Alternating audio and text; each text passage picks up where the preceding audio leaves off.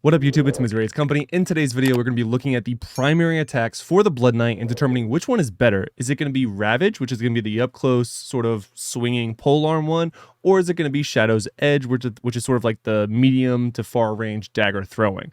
Now, I've seen builds using both, but I haven't seen anyone test them yet, so I do want to put them both to the challenge, or to the test really, right now, and see which one is better, more specifically for single target damage. I feel really good about my farm build that I use for the Blood Knight. In fact, it's by far my favorite of all the ones that I have tested. If you haven't seen that video, I will pin it at the end of this one, but right now I'm really trying to look for the best single target or dungeon build or raid build for the Blood Knight, and as such, I do have to ask the question, which primary attack is better? So we're going to test it right now. Let's go.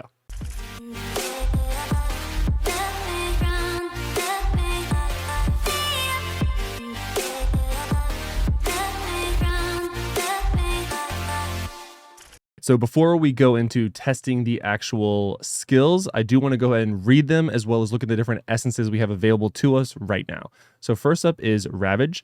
Unleash a barrage of polearm thrust. That's what you sound like. And sweeps, dealing 14,846 to 20,154 damage to an enemy and 25% as much to all other enemies. We'll skip that part for right now. The bottom part, Shadow's Edge, is wield a blade of pure shadow energy that can be used to slash at nearby enemies, dealing 21,856 damage. If there are no enemies nearby the blade, if there are no nearby enemies, the blade will be thrown a short distance, dealing 15,353.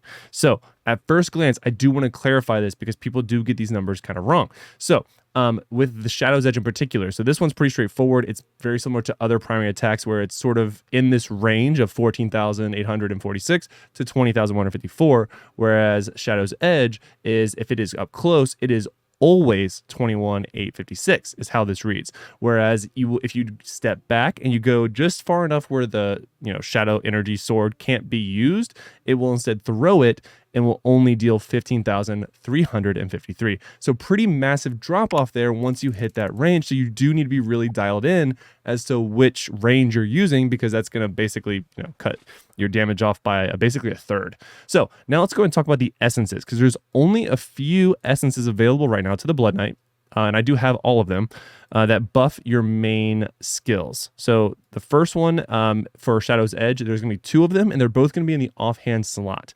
So the first one is Shadow's Edge now marks enemies, causing them to erupt for 21,679 additional damage when reaching 4 marks.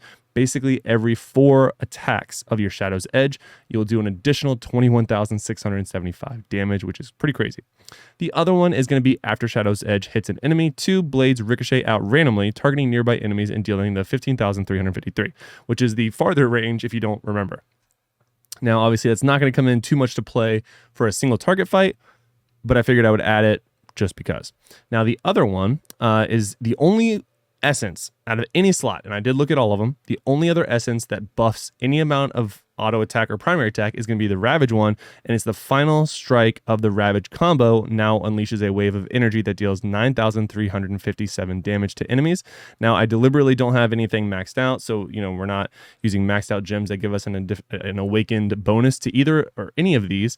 Unfortunately, I don't have to change my essences because they're on different spots, so we can actually stay and then just switch the skills out at the dungeon. So the first one we're going to test is going to be the Ravage. Now this is going to take a while. I'm going to tell you that right now. We're not going to use any ultimates either. I want this to truly just be an auto attack or primary attack build that we only use the Ravage attack. Now we're going to be doing this in Mad King's Breach, so that's going to be an interesting test to say the least. It could be a little bit longer. If it is, I'll go and fast forward from early, speed this up a bit. But yeah, so let's go to Mad King's Breach right now and test out Ravage, and then we'll reset it. I will have a timer on the screen so you can see just how long it takes. Even if I do fast forward, you'll still see the timer. And at the very end, we'll come back and contrast sort of which one did better.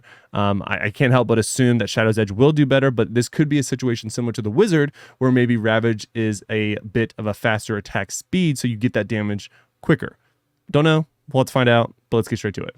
All right, so we're going to go ahead, and like I said, we're going to do this in Mad King's Breach. The only skills I will be using are going to be the main primary attack skill, and then I did decide to go ahead and put in here transfusion just for a little bit of shielding, because I don't know, this will be my first attempt, obviously. I just want to make sure I don't die. Now I did double check the transfusion and I don't have any essences buffing it. I don't even think there are that many essences that buff it, actually, now that I say that. But basically this is just a shield that lasts for 3 seconds that absorbs 28,719 damage. I've fully read over it. There's no additional damage. It doesn't, it will not impact the build at all. And then, yeah, that's going to be it. And in case you're curious, for the stance, I'm going to be using the attack stance that does buff the crit chance. So crit chance for skills increased by 20% for 3 seconds. After the initial duration ends, the increase is reduced to 10%. So I'm only getting the 10% critical hit chance. So we're going to go ahead and activate it. I'm only going to be healing, and I'm only going to be using my shield. And we're going to go ahead and time it the second that he is attackable. So we will start the timer right now. Of course, that happens every time. And obviously, I'm going to be using, try to avoid as much damage as I can because I don't want to die. But ultimately, it should be very doable with minimal loss of health because that shield should come back pretty quickly. Go ahead and pop a health there. Keep my shield up at all times. This is obviously going to take a while, like I said. I might even mute this and just go ahead and fast forward.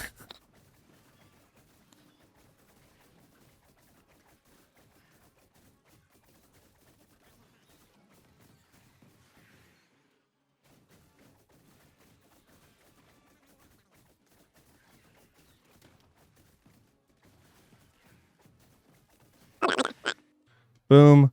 Whew, almost died there. I got a little hairy, so that was a minute 15. I'm going to go ahead and back out. Kill this guy. Get my health back, all that kind of fun stuff. Re-clear the beginning stage of the dungeon, and then I will switch out my primary skills, and we will try out the other one. So a minute 15, I'm going to make note of that. And yeah, I'm really curious. I obviously avoided as much as I could. Almost died, like I said, but I can't help but wonder how fast the other one will be. So let's go ahead and jump straight to it. So now again, here we are. We are going to be using the Shadow's Edge skill. And again, the transfusion. So that way we keep the shield. We do have full health. No other cooldowns at all. Any existing gems and everything I had, the set pieces and everything is exactly the same. Only change is the primary attack.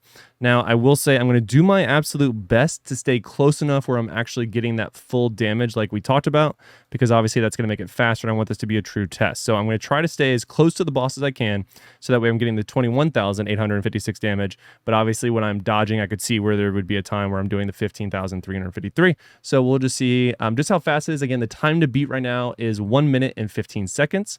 And let's go ahead and get straight to it, guys. I'm looking forward to see how fast this is. We'll try to start it exactly the same time, which is right now. Okay.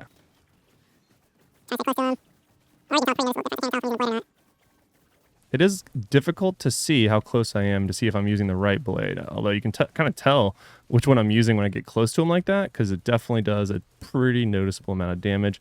But the animation is seemingly the same, so it is kind of challenging to see. But we're flying through this already. We're at 30 seconds and over half of his health is all gone. So definitely feel, oh God. All right, took a lot of damage there.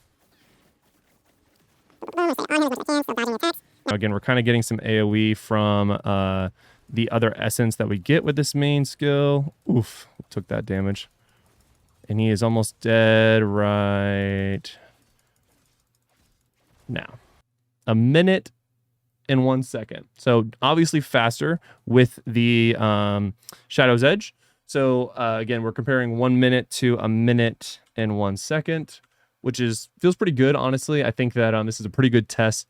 For me, I really wanted to test this also from like a PvP standpoint, even though we're not doing PvP, because to me, if the damage is still more with Shadow's Edge from a close range standpoint, and the attack speed is basically the same, then this should definitely be the skill that you're using. So obviously, to sort of in conclusion, the two skills, when you compare and contrast them, just due to the essences that we have available to us, it's clear that Shadow's Edge does get sort of the leg up.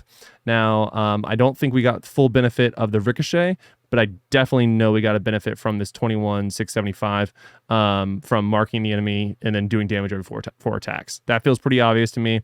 Probably would have been a little bit closer, but then at that same point, every third wave of this, which is doing the bonus. So I still think that obviously if you're going to be using, the reason I'm not doing it without any essences is that because I want to show you what's active with its current state.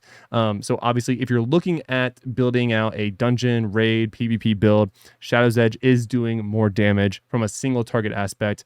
And I would probably assume as well from a multi-target if you're using this essence, where it does make them kind of bounce off.